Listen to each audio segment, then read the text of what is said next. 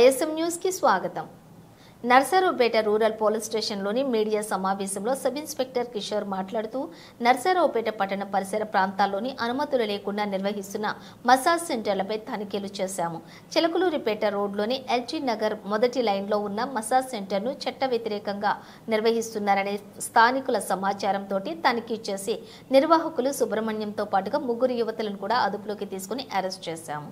Narasaraopet rural police station పరిధిలో LT Nagar 1వ లైన్లో అనాథరైజ్డ్గా ఈ యొక్క మసాజ్ సెంటర్ పేరుతో కొంతమంది వ్యక్తులు అక్కడ వితౌట్ పర్మిషన్తో గవర్నమెంట్ అథారిటీ కానీ ఎలాంటి సర్టిఫికేట్లు లేకుండా మసాజ్ సెంటర్లతో నడపడం మా దృష్టిలోకి రావడం జరిగినది. దీని మీద అక్కడికి రైడ్ చేసి అక్కడ ఉన్న అనాథరైజ్డ్గా నడుపుతున్న సుబ్రహ్మణ్యం అనే వ్యక్తిని మరియు ముగ్గురు యువతలను అదుపులోకి తీసుకొని కేసు రిజిస్టర్ చేసి దర్యాప్తు చేయడం జరుగుతున్నది.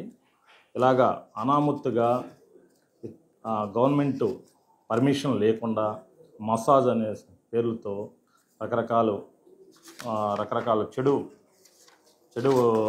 వ్యసనాలు జరుగుతున్నాయని తెలియజేయడం జరిగింది. అలాగని జరిగితే కఠిన చర్యలు తీసుకోబడుతున్నది.